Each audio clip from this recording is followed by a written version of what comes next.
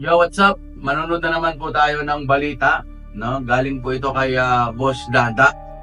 No, grabe po yung mga banat niya doon sa mga natalo. Talagang binakbakan niya ng binakbakan, ano? Kumbaga nagkaroon na dati ng pinatawag na sila, pero wala pa rin pong takot. Talagang binakbakan at binakbakan. Kumbaga inararo pa rin niya. Dito mga kapatid, panoorin ho natin ito ng sabay-sabay.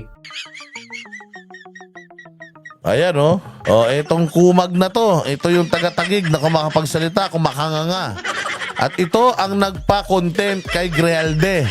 Tatandaan nyo ang mukha nitong punyetang ito. Ito ang nagpakulong kay Grijalde na hanggang ngayon, Grijaldo ba yun? Grijalde, Kernel, na hanggang ngayon nasa kulungan pa dahil mapagmalapis kayo sa kapangyarihan. O ngayon, ano nangyari? Nalaglag kayo. Ayan ang sinasabi ko sa inyo. Oo, yung pagbatikos kay BP Sara, it can be a curse sometimes. Hindi ba? Maganda yung layunin mo. Pero, ano yan? Pero, delikado. Puta, isa pa yan. Suksok mo sa ilong mo. Tangina, ito yung mga magagandang bagay na nangyari sa pagkawala ni VP Sara Duterte. Ito yung mga magagandang bagay eh. Ito yung mga napakahusay na mga kaganapan. Kaya sabi ko nga hindi tayo natalo rito sa eleksyon na to. Ang laki ng ipinanalo natin sa eleksyon na to dahil si Abante, ito, si Fernandez, si Castro, lahat yan nagsipaglaglagan kahit sa senatorial ball, si Manny Pacquiao na mukhang mayaman na mukhang mayaman na panadero. Tinan nyo nangyari. Ayun, bagsak, kumpiyansa, akala niya malakas siya. Akala niya mananalo siya, ganun-ganun lang. Ngayon, anong nangyari? Di napahiya ka. Isa pa tong ulol na to. Itong traidor na ito. Kita mo, ano nangyari? Nanalo ba kayo sa standee? Putang ina, panis kayo. Ang kinalaban nyo, hindi gumagalaw na standee. Ibig sabihin yung kahon na nakaganyan. Yun lang ang kalaban mo, Mix Nograles, hindi ka pa nanalo. Putang ina, paano na pagka nilabanan ka sa posisyon ng aso ng kapitbahay namin? Di lalo nang hindi ka na nanalo. Walang naman, Carlo Nograles, anong gagawin nyo ni Abalos? Babalik na naman kayo sa gobyerno para doon na naman kayo maghasik ng lagim. Tanginan yan, ang laki ng ginastos ni Abalos dito. Sobrang laki, hindi ito papayag na mapunta sa wala yan. Sige, diretso. Ito pang isang kupal. Tinalo ni Marcy Chodoro. Naknang po siya, may disqualification case pang naturingan.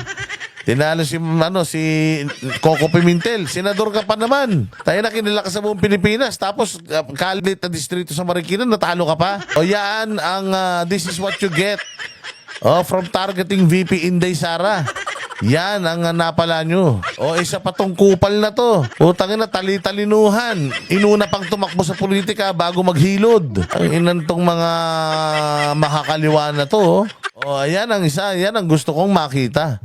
Balang araw naka-orange siya. Tapos nakahawak siya sa mga rehas. Saka lang bubuksan after how many years na magsentensya siya dun. Wala na siyang immunity. Hindi na siya congressman. Hindi na siya senador. Good luck, madam. Bumalik ka na ngayon sa kabundukan. Tapos binaging-baging ka dun. Ito pa isa si Wakwak. Ito si Nuknukan din ang yabang. Halos maubos ang bigas sa kanilang dahil nagbenta ng bigas ito dyan, 20 pesos. Ang ina niyan, 20 pesos na bigas. Baka nga maamoy mo lang yung amoy niyan. Baka subaliktag nasik mura mo sa mukhang yaman mo pa naman. Palandyo naman talaga to si madam. Ito pa isa. Putang ina si Boy TikTok, mag-TikTok ka na lang. Huwag ka nang mag-congress-congress mo. Putang ina, wala ka naman nagagawa sa buhay mo eh. Mag-TikTok ka na lang, baka sakali kumita ka pang hayop ka. Kaya mag-reunion kayo nung puppet ni Arnold Clavio. Magkamukha kayo nun. Yan, si Manix Delipe. Yan mga ngiting. Putang ina ngiting aso. Sabi nila, nanalo ba ako? Hindi ka nanalo, gago. Ito, play pa rin.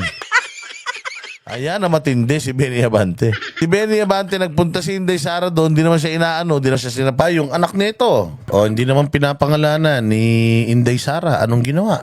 Ayan, nagmasigaw. Nakipag-away kay Inday Sara. Umalaman-laman natin. Siyang inang yan. Yun pala, mapapahiya rin siya doon sa mga pinagbibintang niya kay Inday Sara. Ayan ang nangyari. Yung tatay, si Bak. Pero alam niyo to si Abante. Si Abante malakas to dati. Diyan sa distrito niya. Hindi ko nga rin alam bakit natalo eh. Ang ina-expect ko matatalo talaga si Chua. Oo, dahil matindi mga batikos ni Inday Sara dun eh. Pero hindi ko ina-expect na itong si Benny Abante ang ano. Hindi ko ina-expect to si Benny Abante madadali ni Inday Sara. Akala ko talaga malakas ito at si Chua yung mahina. Yung pala, nagkabaligtad. Si Chua yung nanalo, ito yung natalo. Yun lang. Magano ka na, pwede ka na maglabas-labas ng dila mo. Pwede ka na maghubad-hubad sa internet ulit. Wala nang papansin sa'yo. Sabi ko naman sa'yo, di ba? Pag wala na kayo sa gobyerno, hindi na kayo makakarinig ng batikos. Kaya huwag kayong magalala. Sinasabi ko lang ngayon kung bakit kayo natalo. Natalo kayo dahil mahirap talagang kalaban ng mga Duterte. Mahirap kalaban si Inday Sara. Talagang all out na kasi si Inday Sara. Kaya talagang mapapahamak at mapapahiya kayo kapag kinalaban nyo talaga yung tao. Kaya ito nangyari. Ayan. Sibak. Alo. Ito pinakamalupit. Ito pinakamalupit mga bossing si Sundalong Kanin. Lahat ng samahan niya korap. Pag yan nadikit sa niya, sasabihin niya, korap ako. Yan pa, si Bakekang. Pucha yan, para sa tumbong sinubo yung daliri mo Mas mukha pang daliri yung daliri sa'yo hindi ba? Ako, bumoto na rin ako. Ayan, dumi pa nga nung ano ko, meron pang pusit. Pero tinatanggal ko kagad dyan. Mahirap kasi tanggalin yung tinta niyan Habang Sing with the beat with DJ Glenn on the mix. ayun na. Ay, magandang hapon. Umaga, tanghali, gabi. Sa lahat ng mga barateros worldwide na nanonood, kamusta naman ang buhay-buhay?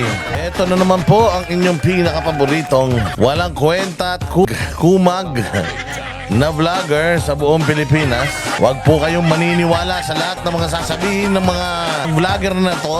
Dahil itong vlogger na to ay puros kabalbalan, lokohan, kabalintunaan, at fake news peddler. Araw sa lahat ng mga barateros na nanonood worldwide, kamusta naman po kayo? Another day, another uratan session with yours truly, Boss D Burger. Alam nyo, napakasarap ng Boss D Burger na yan. Doon sa mga kababayan natin na bibisita sa Davao, paglapag nyo ng airport, pumunta kayo kagad doon sa Jose Maria College na may tabi niyan. Nandiyan yung Waxies. Naku po, napakasarap ng mga pagkain dyan. Talaga naman, sa Davao pa lang meron yan. Order kayo kagad ng Boss D Burger para natikman nyo na ako kagad. At pasasakitin na naman natin ng mga ulo, katawan, atay, balon-balunan ng lahat ng mga kawatan, magnanakaw, sinungaling, mambubudol, adik, mandarambong, manguumit, mga salot, kurakot, kuratong baliling, mga demonyo Santanas, Judas, Barabas, Estas, atin pong pasasakitan ng ulo ng lahat ng mga patay gutom sa gobyerno, yung mga patay gutom sa kapangyarihan, mga patay gutom sa kayamanan, mga patay gutom sa pangungurakot, ang mga pinsanin ni Santanas. Balita kong annex. Meron daw ngayong ginagawa diyan sa impyerno na annex. Karugtong ng impyerno, mas matitindi raw yung mga nandoon. At ang bansa ng Pilipinas nakatirik na doon. Ang dami na daw inaantay. Lahat daw ng mga satanas sa Pilipinas doon dadalhin. Ako po, mas mainit daw yung asupre doon. Kasi daw parang hindi daw kayang sunugin yung mga kaluluwa ng mga nasa gobyerno ngayon. Dahil sa sobrang sama ng mga nasa gobyerno ngayon, baka daw pag nilagay mo yan sa impyernong normal, pucha, parang pinag-holiday mo sa Boracay yung mga hayop na yan. Hindi ba? Kaya eto na naman tayo, ang inyong boss Dada, at tayo na naman ay maghatid ng mga bali-balita. Kamusta naman ang inyong mga buhay-buhay? Ako, eto, unti-unti na to mula sa, nakakabawi na tayo ng unti-unti mula sa ating malupit na ginawa nitong eleksyon. Kasi grabe talaga. Grabe talaga ang pagod, ang puya, talagang grabe ang dedikasyon ng mga Banateros brothers talaga naman para, alam mo na, maikampanya hindi lang ang buong slate ng PDP laban kundi pati si Pastor Apollo Kibuloy. Grabe. Ang daming mga nagko-comment sa akin. Ang daming mga nagko-comment, nag-i-statement na dinugas daw tayo talaga naman. Sabi nila, naku po, dinaya tayo mga bossing. Sabi ko, paano nyo naman sabi yung dinaya? Pero nakakapagtaka naman talaga. Grabe naman talaga kasi yung nangyari sa eleksyon natin, mga boss. Tangina, ang nanalo yung mga hindi nangampanya, yun ang nanalo. Tangina talaga sa Pilipinas, no? hayop talaga sa Pilipinas. Putsang ina, yung hindi nagpakahirap, yung mga hindi nagbanat ng buto, puta yun ang mga nanalo. Balita ko yung mga nanalo daw, gulat na gulat mga ulol. Kunyari pa kayo, nagkasabuatan naman talaga kayong mga hayop kayo. O mamaya papakita natin yung mga discrepancies na mga nangyari daw ngayong halalan. Pero malaking talagang napakalaking katarantaduhan na sa PDP laban na kumbaga package deal mo na mabibili. Hindi ka makakabili ng tingi dyan eh. Pag binoto mo yung isa antimano, kahit sabihin na natin, pag binoto mo yung isa dyan, iboboto mo na yung another 5, so at least 6. Yung iboboto mo dyan, ano ba, pinakamatigas ang ulo mo talaga, hindi ka nakikinig. Kung hindi ka nakikinig, at least 6 dyan sa PDP, iboboto mo talaga eh. Kung siya gulat na gulat ka, tatlo lang ang pumasok at ito ang matindi. Tayo na lahat ng mga nasa survey at saka yung mga laglag sa survey, yung laglag sa survey nanalo, yung mga nasa survey, panalo, laglag. Inang buhay ito. Yan ang sinasabi ko. Yan ang sinasabi natin eh. Kaya nga dapat itong mga survey firm na to, ganyan ka mambubudol yung mga buwaka ng inang mga survey firm na yan. Dapat talaga itigil na yung pagbibigay ng mga survey kapag ganitong mga eleksyon kasi mind conditioning yan. Ay, nasa ka makakita? Ang layo. Buong kampanya, wala kang ibang mga muka na makikita dun sa listahan nila kundi tapos bandang huli nagtataka daw yung mga survey firm bakit daw biglang yung mga muka na nilalagay nila sa mga survey nung mga nakaraan, bakit daw halos walang nakashoot. Tangina nyo, paano may makakashoot dun? Igawa-gawa din yung mga survey nyo, mga hayop kayo. Tangina nyo, saan ka makakita yung mga wala sa survey nanalo, yung mga nasa survey nalaglag? Tapos ang matindi nito, yung buong PDP laban, hindi lang sa buong Pilipinas, hanggang sa ibang bansa, nangampanya. Oo, buong Pilipinas hanggang sa ibang bansa. Tapos putang ina, tatatlo lang ang lalabas. Putya. Sabi ko nga sa inyo, pinaka-worst, 7. At least may 7 papasok dyan, yun yung pinaka-worst case scenario. Gago ba kayo? Tanginan nyo, ang daming nakita natin lumabas na mga Pilipino. Lumabas lahat ng Pilipino nung birthday ni Pangulong Duterte, Luzon, Visayas, Mindanao. Tapos ganito lang nakuha ang boto ng mga PDP laban. Ano yung mga lumabas doon? Si Pangulong Duterte lang yung sinusuportahan nila. At kung sinusuportahan ng mga si Pangulong Duterte, kabilin-bilin ni Pangulong Duterte, iboto yung kandidato niya, putang ina niya, tatatlo yung pumasok. Style niyo bulok. Papakitaan ko kayo ng mga prueba kung bakit medyo questionable itong eleksyon na ito talaga. Hoy, Garcia. Kasi naman masyadong playing safe. Abing dayaan, mga bossing, grabe talaga ang iskaman. Ngayong para sa akin hindi to, sabi ko nga sa inyo, fake news peddler ako eh. Pero grabe po yung mga discrepancy. Parang itong mga taga-Comelec, putang ina, wala yatang social media ang mga kupal na yan. Wala silang makita na pagkakamali. Pag tinanong mo sila, hindi, sila ang tama, lagi sila ang tama. Pero ang dami naman nagkalat ng mga videos online na mga Pilipino na iba-iba yung mga lumalabas sa kanilang mga balota. Di ba sabi ko nga sa inyo, meron akong kaibigan, nandun ako mismo, bumoto siya, kaya lang to konsihal. Sakto yung boto niya sa konsihal, 6 dahil syudad dito sa Quezon City. 6 ang binoto niya, binilang niya pa. Tapos paglabas nung kanyang ticket, undervote. So sabi niya, ba't undervote? Ay, overvote daw. Sabi niya, ba't overvote to, ma'am? Sakto naman yung binilang-bilang ko pa bago ko ipasok. Sabi ba naman nung hindi, baya mo na, mabibilang din yan. Sabi nung election officer, mabibilang. Putang ina. Sabi ko, ma'am, paano mabibilang? Bibilang ba yan ni overvote nga? Hindi ba hindi nga tatanggapin ng system yung overvote? Paano mo sasabihin mabibilang? Pucha, hindi ko lang ma-video dahil bawal mag-video Pero nakipag-diskusyon talaga kami. Pwede ko nga i-produce yung tao na yun sa inyo Bumoto siya tapos noong lumabas overvote naman, hindi na sa akin yung boto niya. Tinanong ko, paano yung si Pastor Kibuloy? Hindi, pumasok naman yung Senado ko kasi kulang yung binoto ko dun So ganun ka man luloko. Etong mga nandiyan sa mga presinto na representante ng Comelec. Diyos ko po, ay grabe. Ito, bibigyan ko kayo ng isang halimbawa. Tanggalin na natin tong bibigyan ko kayo ng isang halimbawa halimbawa ito, tinan nyo. Sige, paano mo ngayon ipapaliwanag itong yan. Paano mo ipapaliwanag to?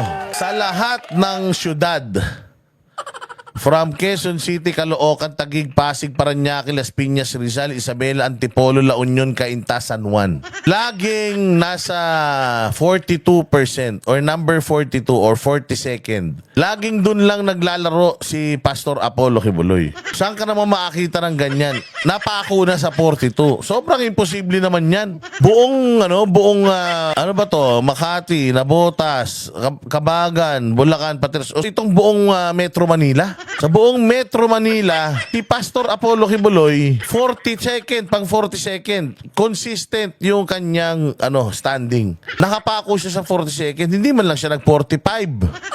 50 o kaya 20, 10 ka dito. Putang ina niya, perfect yung numero 42. Hindi pwede mangyari to sa normal na buhay. Hindi pwede para kang nagpalusot.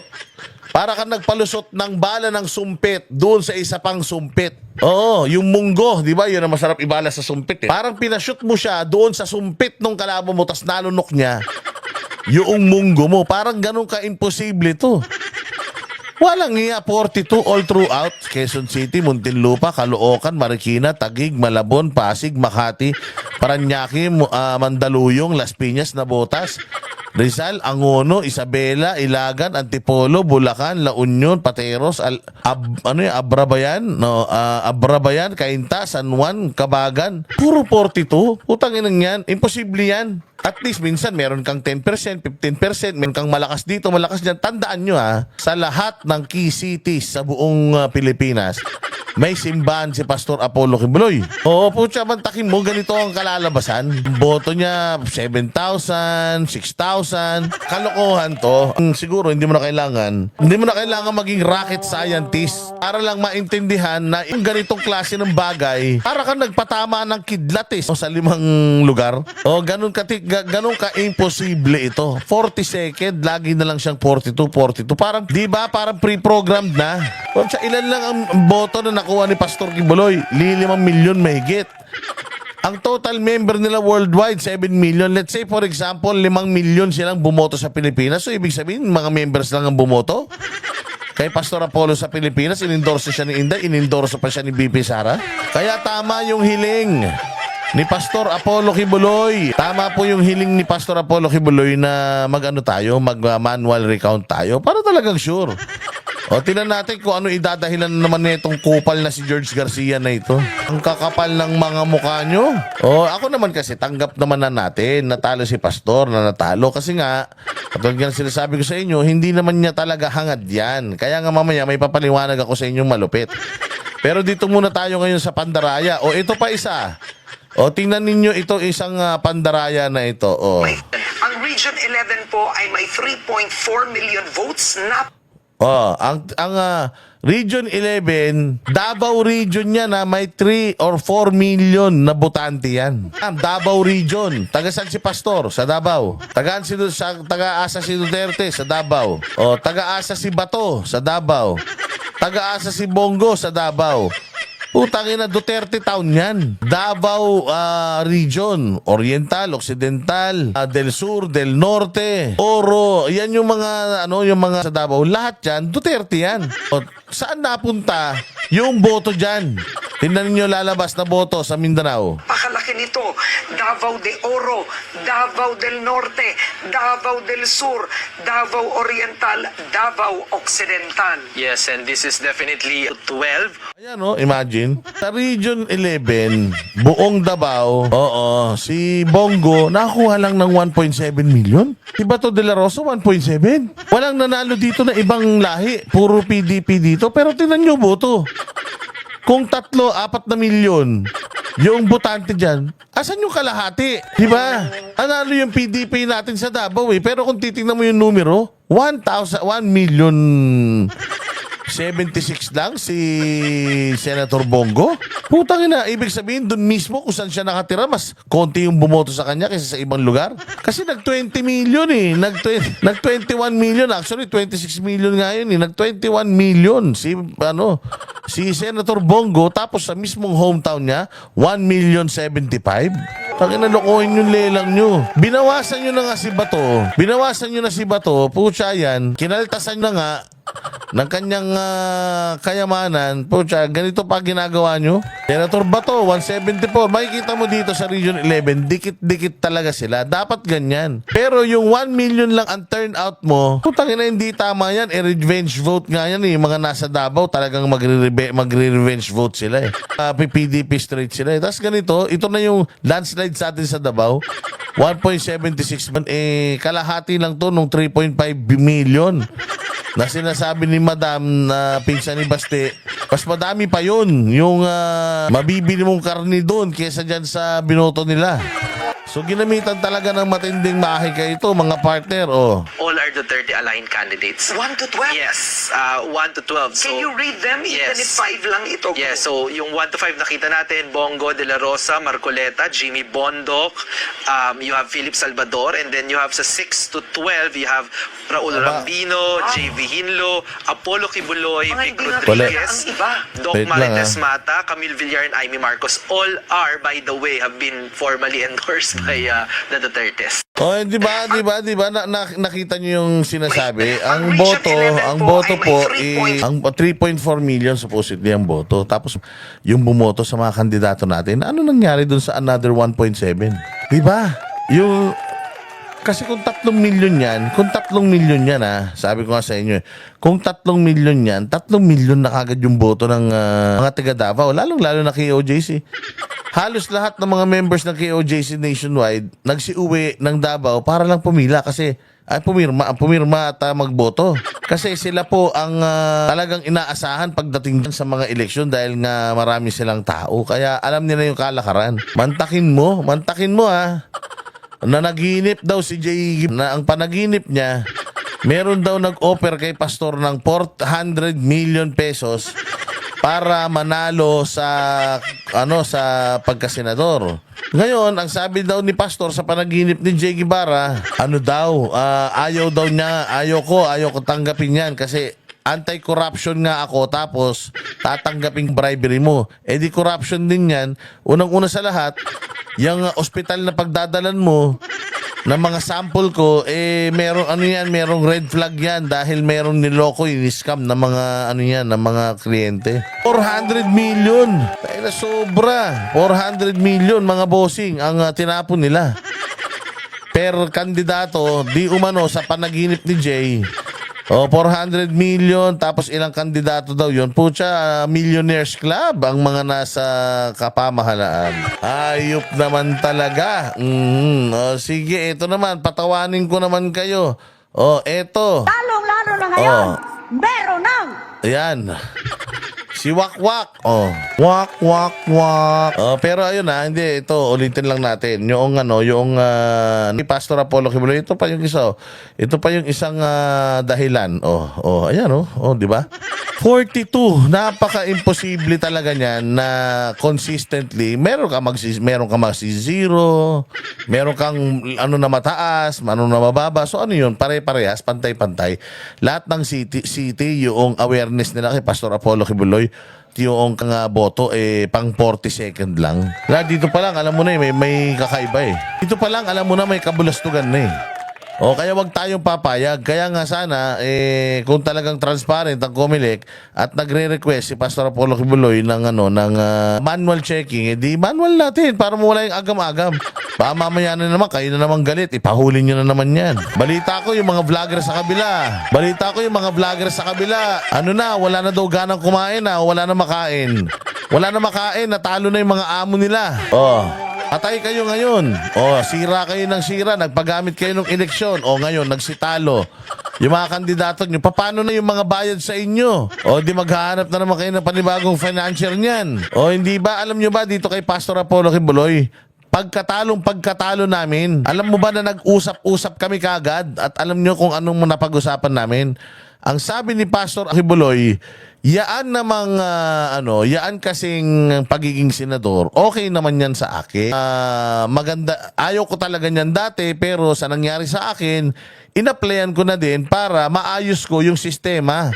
yung mga wineponize na mga batas para supilin ang KOJC, lilinisin natin yan. O yung problema, hindi naman tayo pinalad, pero naniniwala ako, nanalo tayo. Hindi lang tayo talaga papalarin kapag may mga ganitong instances. Tangina, sobrang consistent naman yan. 42 magkakasunod na survey. Paano? Yung tinanong nila, hindi nga survey to eh. Ito na mismo yung boto. So putangin na yan, ito lang kaya makuha ng boto ni Pastor Apollo Kibuloy. Sa buong NCR, sandamukal na leaflets at flyers ang pinagbibigay natin dyan. Sa tuwing nasa meeting di abase tayo, naglulundagan yung mga tao. Yung mga t-shirt ni Pastor na kulay blue, putya yan, pagka hindi mo inilabas sa bintana ng sasakyan. Dagit, pati tumbong mo, hihilain nila. Ayun, kaya nga, ayan na. So, iano natin to ha. Ipoprotesta natin ito. Hindi naman daw kasi kailangan talaga ni Pastor yan. Pero ang kabilin-bilin niya sa amin na, Boss Dada, tuloy lang natin yung ginagawa natin. Paano natin tutuloy? Mga ngampanya tayo. Hindi, balikan natin lahat ng mga lugar na pinuntahan nyo, lahat ng mga Pilipino na pinangakuan nyo, pinasadahan nyo ng mga plataforma ko. Babalik tayo dyan at ipakikita natin dito sa mga incumbent na mga senador at mga kakapanalo lang na senador na si Pastor Apollo Kibuloy ay iba, kakaiba. Itutuloy pa rin niya ang serbisyo, itutuloy pa rin niya yung pag-aayuda, itutuloy pa rin niya yung pagtatanim ng puno, clean up drive, responde sa mga nasalanta, pamimigay ng relief goods, itutuloy niya pa rin daw yan. Kasi hindi naman daw siya talaga nagsenador para humingi ng tulong sa mga proyekto na yan. Kaya siya nagsenador para makagawa siya ng batas at ma-expose niya lahat ng mga buwisit at builtre diyan sa Kongreso. Ganun dapat ang gagawin niya ni Pastor Kibuloy. Kaya lang, okay lang yan. Better luck next time. Malay mo, meron pang mas maimportanteng task ang ipagagawa sa iyo ang Panginoon. Kasi so hindi importante sa kanya yung hindi importante sa kanya yung posisyon, hindi importante sa kanya yung karangyaan because nandiyan na yan sa kanya lahat. Ang gusto lang niya, meron na siyang, may edad na siya. And gusto niya, before siyang mawala sa mundong ito, ay maisaayos man lang niya sana ang bayan nating Pilipinas at magtuloy-tuloy yung kanyang pagpapawang gawa. Kawang gawa. So, kudos kay Pastor Apollo Kibuloy. At syempre, dahil kay Pastor at dahil kay Inday, ito ang nangyari sa mga kupal na mga kalaban nila. Ayan etong kumag na to, ito yung taga-tagig na kumakapagsalita, kumakanganga. At ito ang nagpa-content kay Grijalde. At tatandaan nyo ang mukha nitong punyetang ito ang nagpakulong kay Grijalde na hanggang ngayon, Grijaldo ba yun? Grijalde? Kerne. Na hanggang ngayon nasa kulungan pa dahil mapagmalapis kayo sa kapangyarihan. Ngayon, ano nangyari? Nalaglag kayo. Yan ang sinasabi ko sa inyo. Yung pagbatikos kay BP Sara, it can be maganda yung layunin mo. Pero ano yan? Pero delikado. Puta, isa pa yan. Suksok mo sa ilong mo. Ito yung mga magagandang bagay na nangyari kapag kawala ni VP Sara Duterte. Ito yung mga magagandang bagay eh. Ito yung mga napakahusay na mga kaganapan. Kaya sabi ko nga hindi tayo natalo rito sa eleksyon na to. Ang laki ng ipinanalo natin sa eleksyon na to dahil si Abante, si Fernandez, si Castro, lahat yan nagsipaglaglagan kahit sa senatorial si Manny Pacquiao na mukhang mayaman na mukhang mayaman na panadero. Tinan nyo nangyari. Ayun, bagsak, kumpiyansa. Akala niya malakas siya. Akala niya mananalo siya, ganun-ganun lang. Ngayon, nangyari? Di napahiya ka. Isa pa tong ulol na itong traidor na ito. Kita mo, ano nangyari? Nanalo ba kayo sa standee? Putang ina, panis kayo. Ang kinalaban nyo, hindi gumagalaw na standee. Ibig sabihin yung kahon na nakaganyan. Yun lang ang kalaban mo, Mix Nograles, hindi ka pa nanalo. Putangin na, paano na pagka nilabanan ka sa posisyon ng aso ng kapitbahay namin? Di lalo nang hindi ka na nanalo. Landiyo naman, Carlo Nograles, anong gagawin nyo ni Abalos? Babalik na naman kayo sa gobyerno para doon na naman kayo maghasik ng lagim. Tangin yan, ang laki ng ginastos ni Abalos dito. Sobrang laki, hindi ito papayag na mapunta sa wala yan. Sige, diretso. Ito pang isang kupal. Tinalo ni Marcy Chodoro. Naknang po siya, may disqualification case pang naturingan. Tinalo si Coco Pimentel. Senador ka pa naman. Tayo na kinila ka sa buong Pilipinas. Tapos kalit-lit na distrito sa Marikina, natalo ka pa. O yan ang this is what from targeting VP Inday Sara. Yan ang napala nyo. O isa pa tong kupal na to. Utangin na tali-talinuhan. Inuna pang tumakbo sa politika bago maghilod. Ang inantong mga makakaliwa na to. O ayan ang isa. Yan ang gusto kong makita. Balang araw naka-orange siya. Tapos nakahawak siya sa mga rehas. Saka lang bubuksan after how many years na magsentensya siya dun. Eh wala na siyang immunity. Hindi na siya congressman. Hindi na siya senador. Oh, good luck, madam. Bumalik ka na ngayon sa kabundukan. Oh, tapos binaging-baging ka dun. Ito pa isa si Wakwak. Oh, ito si Wakwak nuknukan. Halos maubos ang bigas sa kanilang nasasakupan. Dahil nagbenta ng bigas ito dyan, 20 pesos. Ina niyan, 20 pesos na bigas. Ay, baka nga maamoy mo lang yung amoy niyan. Baka subuwalitag nasikmura mo sa mukhang yaman mo pa naman. Palanjo naman talaga to si madam, oh. Oh, ito pa isa. Putang ina si Boy TikTok. Mag-TikTok ka na lang. Huwag ka nang mag-congress-congress ma. Putang ina, wala ka naman nagagawa sa buhay mo eh. Mag-TikTok ka na lang. Baka sakali kumita ka pang hayop ka. Oh, kaya mag-reunion kayo nung puppet ni Arnold Clavio. Magkamukha kayo nun. Oh, yan, si Manix Delipe. Oh, yan mga ngiting. Putang ina ngiting aso, oh. Sabi nila, oh, nanalo ba ako? Hindi ka nanalo, gago. O, ito, play pa natin. Ayan, na matindi si Benny Abante. Si Benny Abante, nagpunta si Inday Sara doon. Hindi naman siya inaano. Yung anak nito. O, hindi naman pinapangalanan ni Inday Sara. Anong ginawa? O, ayan, nagbida-bida. Sigaw-sigaw. O, nakipag-away kay Inday Sara. Malaman-laman natin. O, siyang inang yan. Yun pa, mapapahiya rin siya dun sa mga pinagbibintang niya kay Inday Sara. O, ayan, ang nangyari. Yung tatay, si Bak. Pero alam niyo to si Abante. Si Abante malakas to dati diyan sa distrito niya. Hindi ko nga rin alam bakit natalo eh. Ang ina-expect ko matatalo talaga si Chua. Oo, dahil matindi mga batikos ni Inday Sara dun eh. Pero hindi ko ina-expect na itong si Benny Abante ang Hindi ko ina-expect to si Benny Abante madadali ni Inday Sara. Akala ko talaga malakas ito at si Chua yung mahina. Yung pala, nagkabaligtad. O si Chua yung nanalo, ito yung natalo. Yun lang. O magano ka na, pwede ka na maglabas-labas ng dila mo. Pwede ka na maghubad-hubad sa internet ulit. Wala nang papansin sa'yo. Sabi ko naman sa'yo, di ba? Pag wala na kayo sa gobyerno, hindi na kayo makakarinig ng batikos. O kaya huwag kayo mag-alala. Sinasabi ko lang ngayon kung bakit kayo natalo. Natalo kayo dahil mahirap talagang kalaban ng mga Duterte. Mahirap kalaban si Inday Sara. O all out na kasi si Inday Sara. Kaya talagang mapapahamak at mapapahiya kayo kapag kinalaban nyo talaga yung tao. Kaya ito nangyari. Ayan. Oo, sibak. Alo. Oh, sino pa? Ito pinakamalupit mga bossing si Sundalong Kanin. Lahat ng samahan niya korap. Pag yan nadikit sa akin yan, sasabihin niyan, korap ako. O, yan pa, si Bakekang. Pucha yan, para sa tumbong sinubo yung daliri mo, ah. Mas mukha pang daliri yung daliri sa'yo, ah. O, hindi ba? Ako, bumoto na rin ako. Ayan, dumi pa nga nung ko, meron pang pusit. Pero tinatanggal ko kagad dyan. Mahirap kasi tanggalin yung tinta niyan, eh. Habang tayo na nga, yun na nga, hindi. Sobrang delikado kasi talaga ng mga pinagagawa nila, lalong-lalo na si Inday Sara, naging palaban bandang huli. Ayun, naging palaban bandang huli si Inday Sara, kaya lahat ng mga bumotiko sa kanya, ngayon si Bak. Diba? Manix Dalipe, Dan Fernandez, ang dahil pang mga natanggal, mga makakaliwa, yun ang matitindi, yan, sila Castro, wala na talaga. Pati Bayan Muna, wala na. Oy, by the way, congratulations sa Bayan Muna. Dalawang consecutive na eleksyon, natalo sila yung Bayan Muna. Ibig sabihin, tanggal na yung kanilang accreditation sa party list. Hay, salamat. Pero nakapasok yung akbayan, bayan mo sila mga akbayan dyan. Oo, inan na lang yan, konti na lang, mauubos ng mga buwakan ng inan yan. Hindi, tsaka marami rin mga nanalong mga congressman na mga bago na. Natalo yung mga congressman ng mga bata nila, yung mga pumirma kay Inday Sara. May mga ilan nanalo, pero pabayaan na natin. At least nagbago na ng kahit papaano dyan sa may Senado. nagkaroon na tayo ng pagbabago. Kahit paano medyo naging favorable kay Inday Sara yung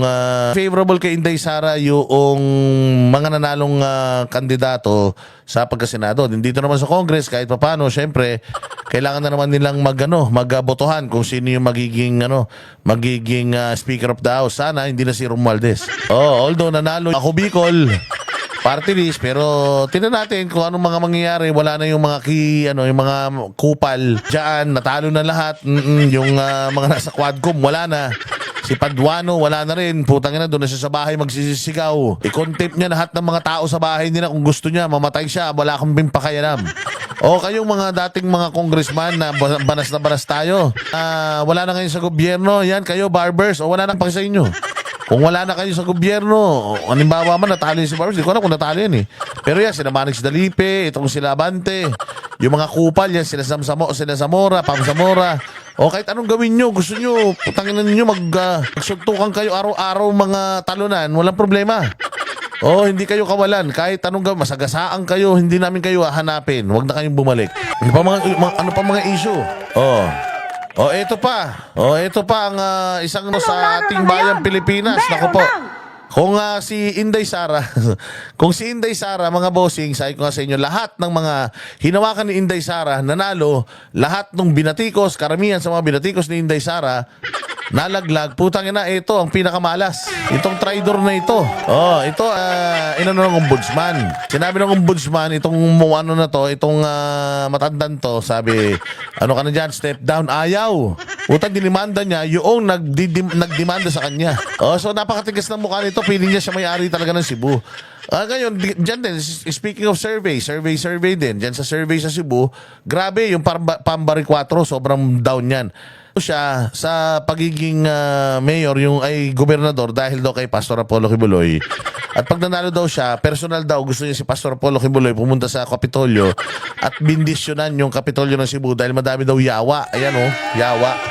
So ito, dahil itong traidor yan eh. Itong Cebu kasi, sister city ng Davao. Okay, Cebu sister city ng Davao yan. Well, may Cebu City, pero yung mga yan talagang mga Duterte diehard to mga to dati.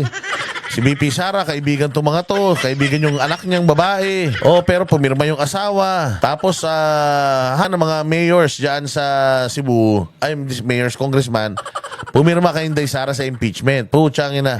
Gumante taong bayan. Alam mo ba kung bakit? Nag-ikot-ikot ako diyan sa Cebu. Ako isa sa mga na-assign diyan sa Cebu. Sabi ko nga sa inyo, nagmo-motorcade kami diyan 13 oras.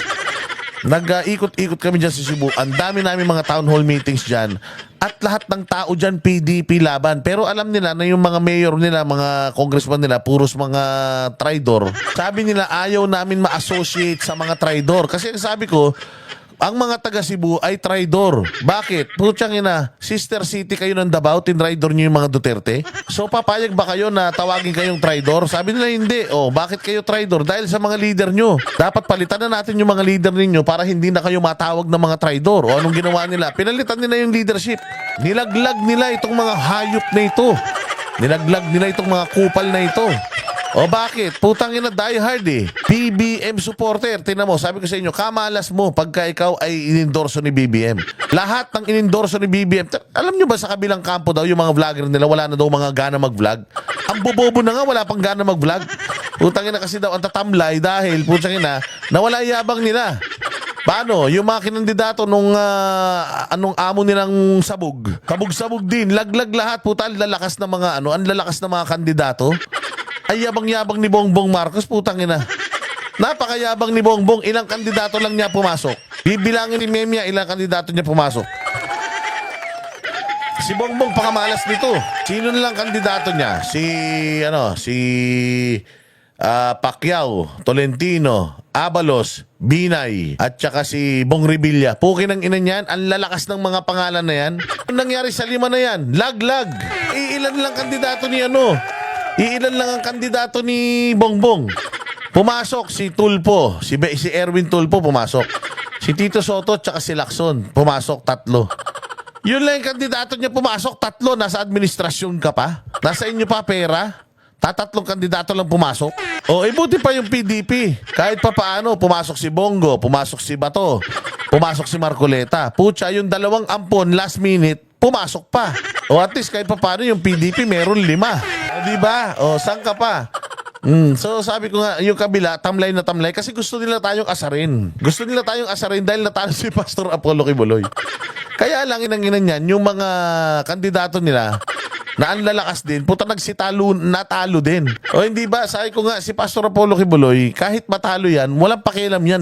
Wala namang pakialam sa politika eh. Hindi naman politiko yan eh. Hindi naman yan pumunta sa politika para tumulong sa kapwa. Hindi. Si Pastor Kibuloy, tumutulong ni kapwa bago yan tumakbo sa politika.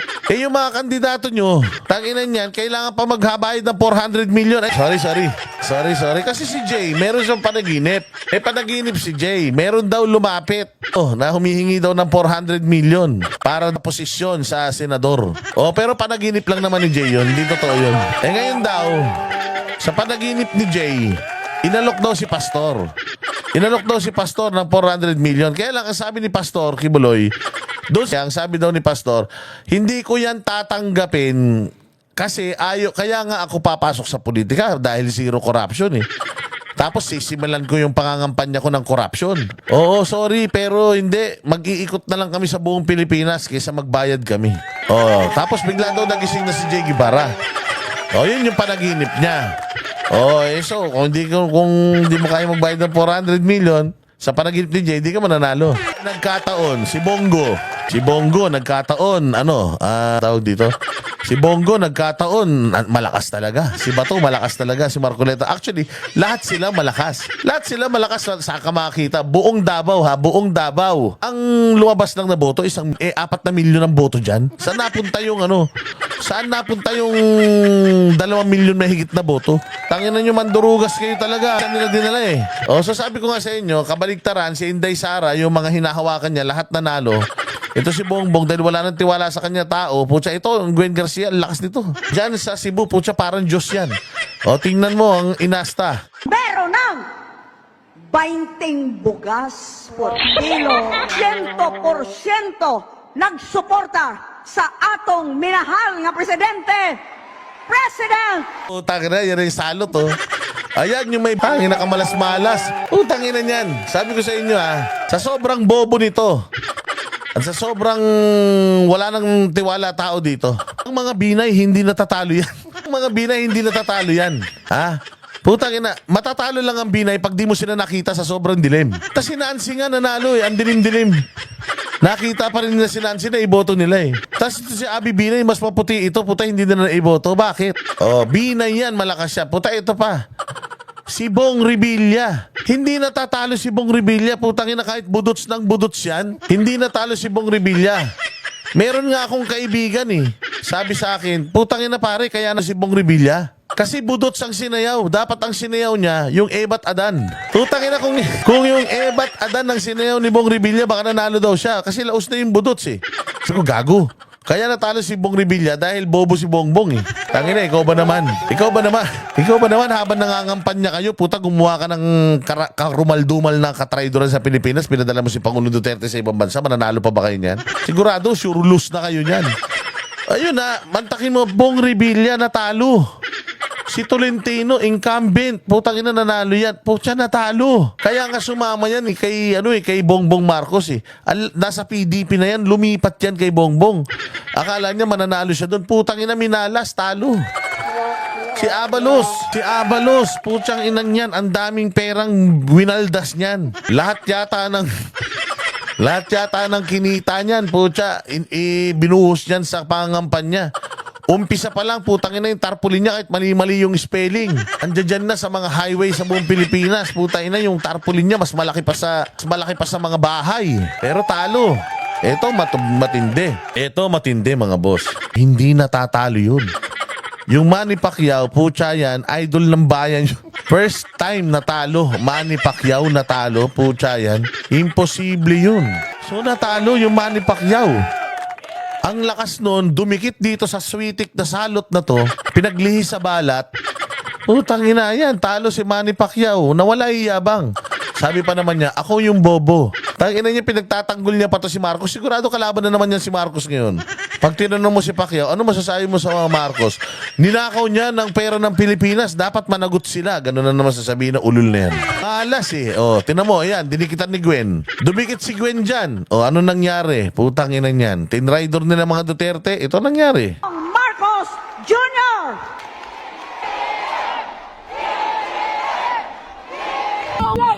Ina, tinalo sila ni Barry 4. Alam nyo ba, itong si Pam Barry 4, 2% lang yan sa survey sa Cebu. Kaya huwag kayo maniniwala sa survey na yan. Survey kayo ng survey. O, ayan. Kaya ngayon, mga bossing, yung mga kupal na, yung mga kupal na vlogger nila sa kabila, putang ina, hindi nila alam paano kami aasarin. Paano mo aasarin si Boss Dada? Putang ina, natalo si Pastor, ang tawa pa ng tawa. Ang saya kaya namin, mantakin mo grabe yung experience namin kay Pastor Kibuloy Naikot namin buong Pilipinas. Naikot namin pati buong Asia dahil kay Pastor Apollo Kibuloy. Dahil sa pangangampanya namin sa kanya. Pucha, doon pa lang panalo na kami.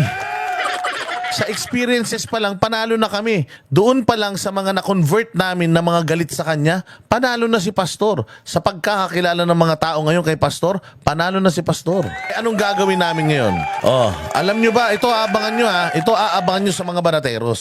Meron kaming panibagong mithiin. Ano yun? Lahat ng mga namin, lahat ng mga tao na nakausap namin, na naka-town hall meeting namin, lahat sila babalikan namin at yung mga mga suliranin nila susolusyonan ni Pastor Apollo Kibuloy. Tandaan yan. Lahat yan. Ipakikita ni Pastor Apollo Kibuloy na kahit natalo siya sa sa politika, ipakikita niya sa buong mundo na siya, ang SMNI at ang KOJC magpapatuloy sa pagkakawang gawa. Kami, nag-volunteer na kami.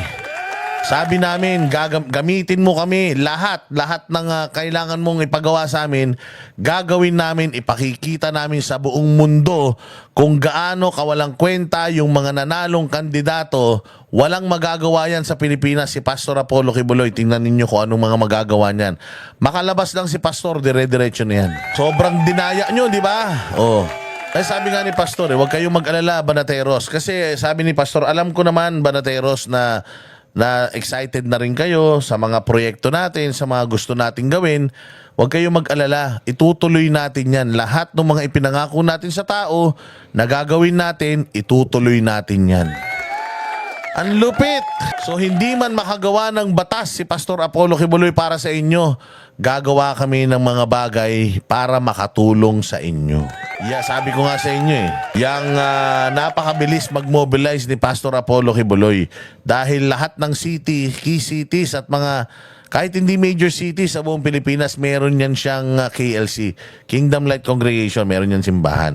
Yan, igagawin nating mga action centers yan. Antayin nyo lang.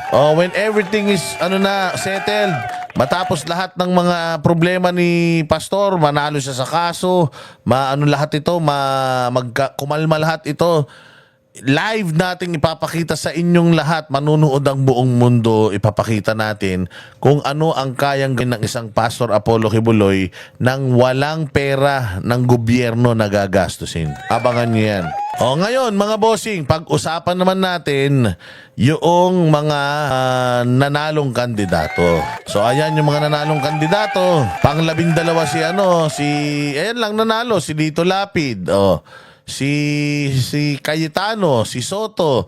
Actually, kaya sinabi ko lang yung mga yan, si Lacson, si Soto, sino pa ba yung nanalo? Ayan lang nanalo 1, 2, 3. Apat yung nanalo. Actually, apat pala yung nanalo, hindi pala 3. Mas lamang naman sila. Kaya lang, malalaking pangalan yung nilaglag ng amo nila. Kaya wala sila. Sino ba natalo sa atin? Hindi naman kilala yung mga kandidato natin, di ba? Pastor Apollo Kibuloy, ngayon lang tumakbo. Tapos, ang dami pang mga black propaganda sa kanya. Ang alam ng tao, rapist yan. Buti nila, nabago natin isip ng mga tao. Itong, sino pa? Sila Lambino, sila Hinlo, si Jimmy Bondoc, bago lang din. Si Vic Rodriguez, bago lang din.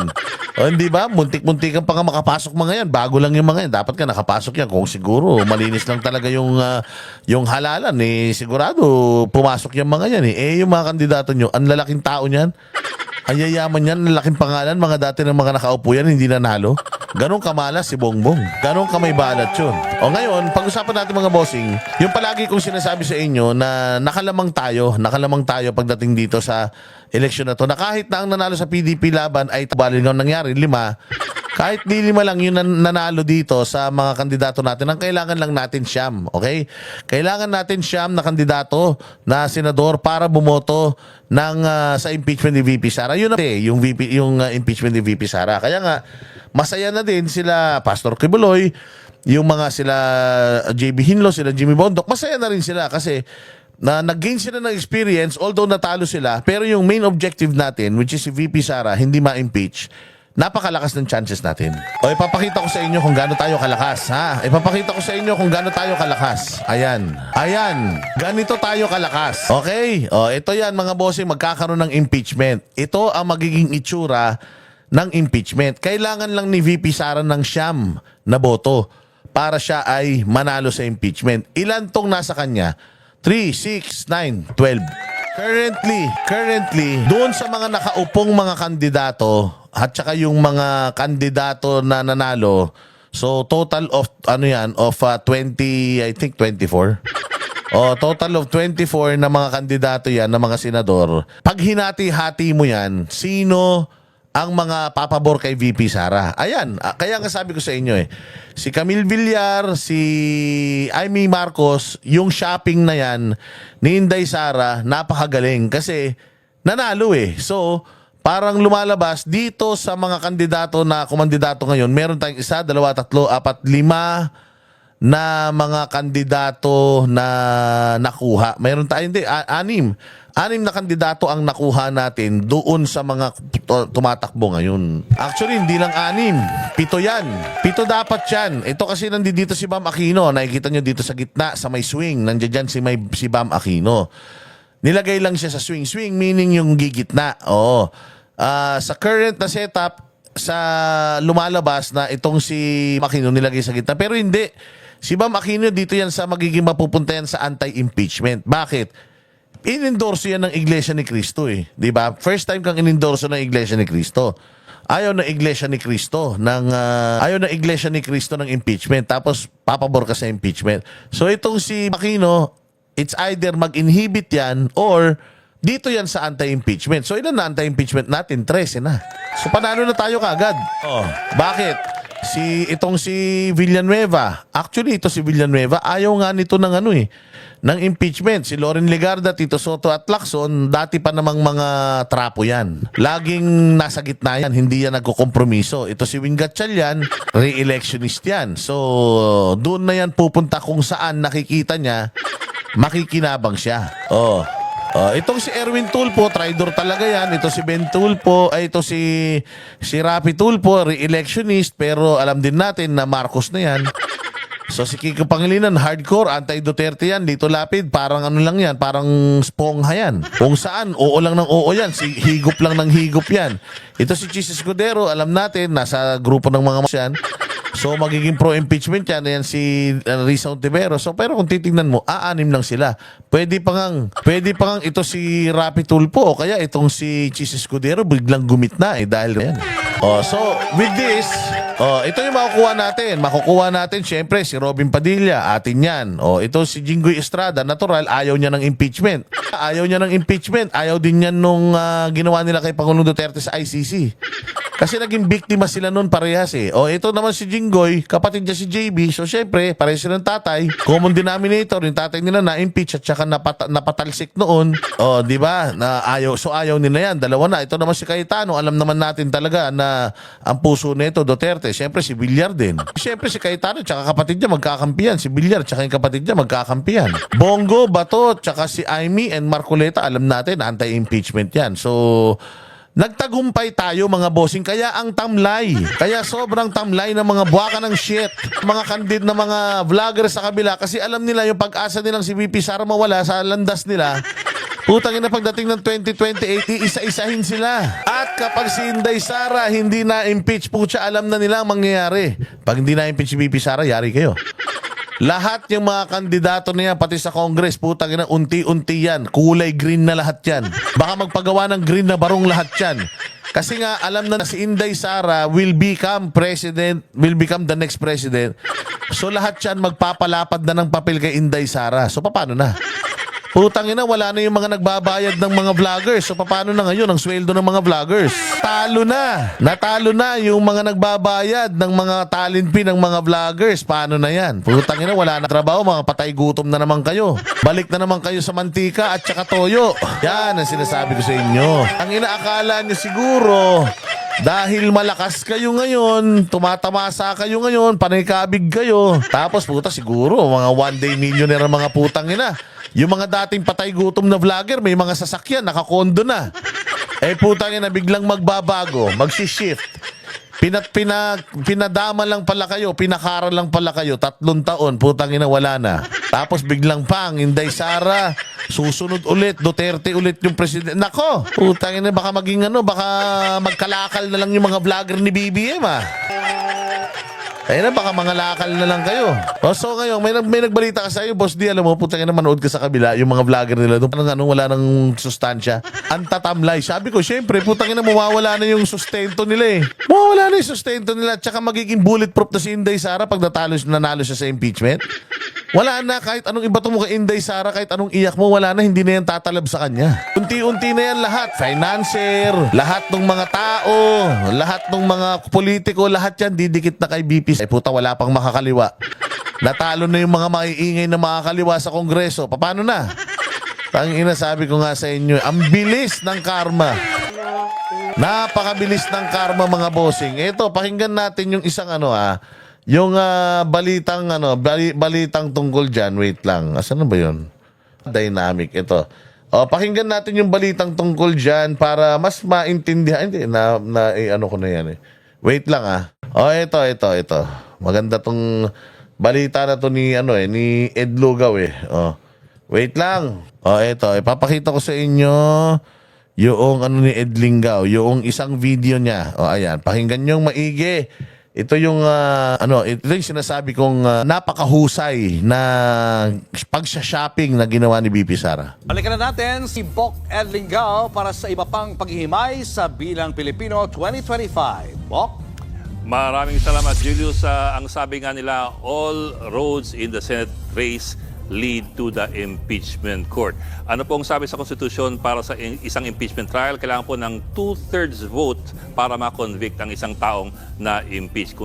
Kumbaga, kailangan po ng 16 senators na boboto for impeachment para po matuloy ang isang conviction. Sa mga po ng at least 9 senators para ma-acquit si Vice President. Ayan ito. Katulad dito, tingnan mo.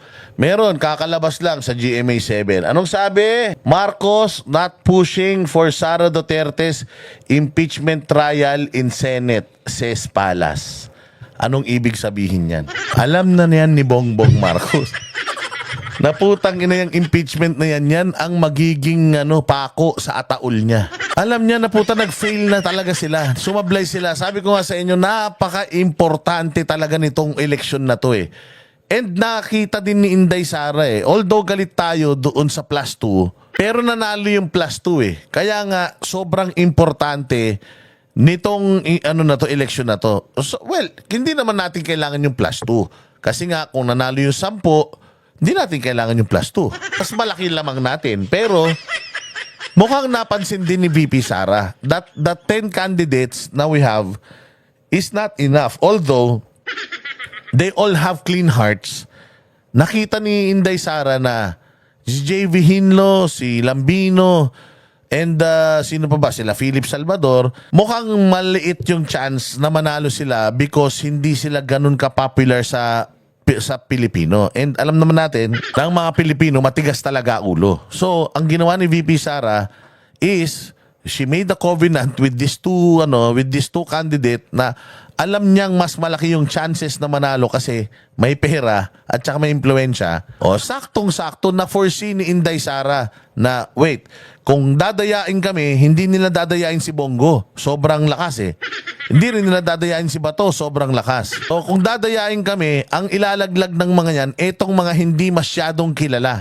Si Pastor Kibuloy, ilalaglag niyan kasi iisipin ng tao na kasi may kaso kasi ganito kasi ganyan. Kumbaga meron pa siyang bagahe. So, until ma-clear ni Pastor Apollo Kibuloy yung mga sa kanya, yung mga demanda sa kanya sa korte, diyan totally 100% malilinis na talaga yung pangalan ni Pastor Apollo Kibuloy. Pero may bahid pa rin ng konti kahit alam naman ng Pilipino na politika lang yun.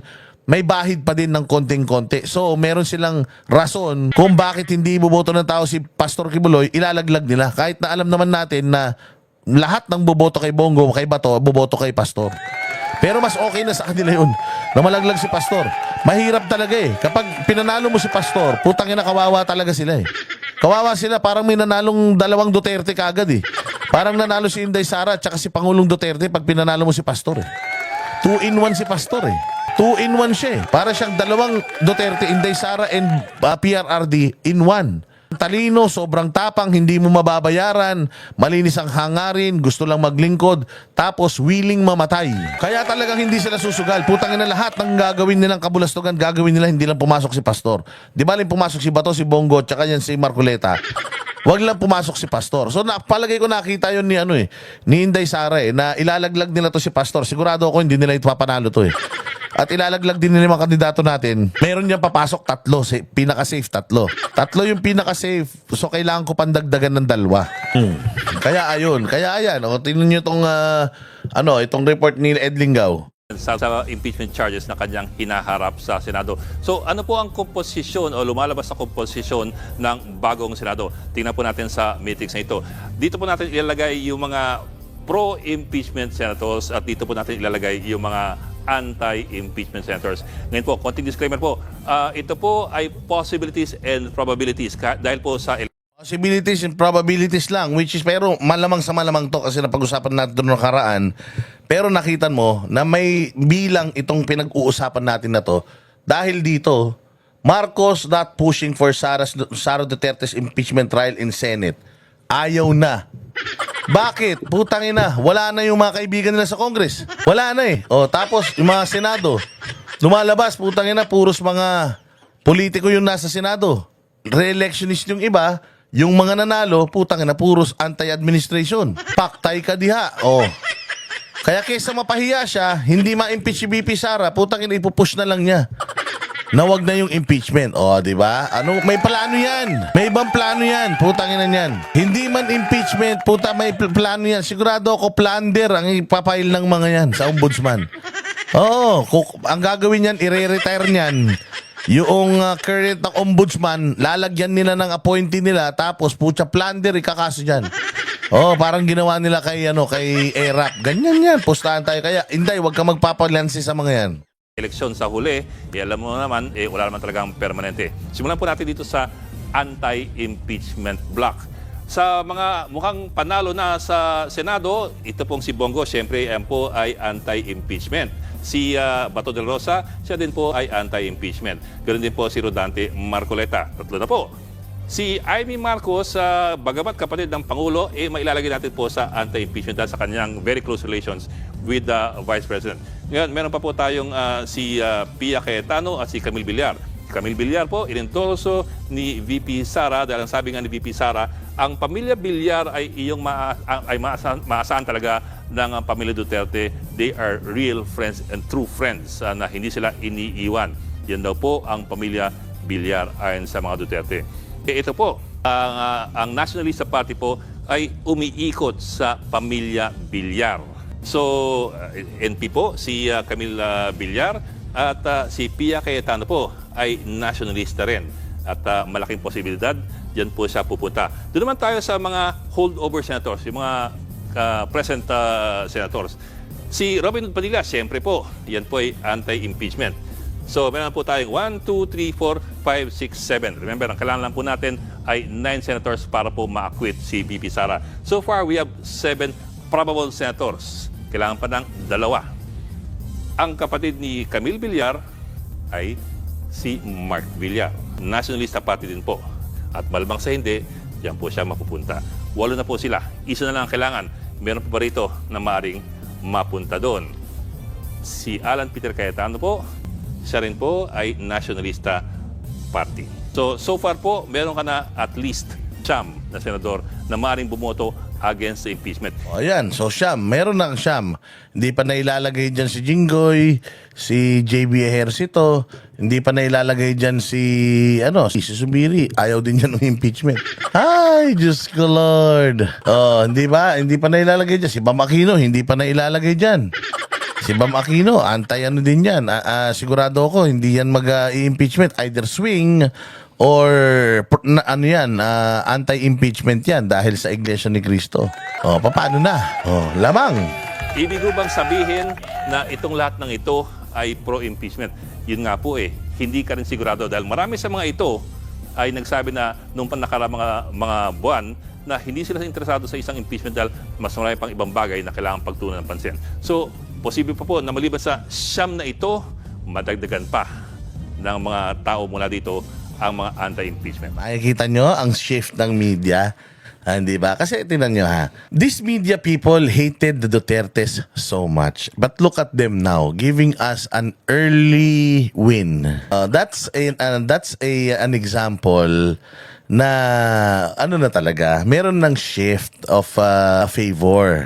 Na yung nangyaring election na ito really favored the Dutertes. Papaano din natin nasabi? Hindi lang po yung mga congressman, mga senador ang nalaglag na mga alyado ng nilolong.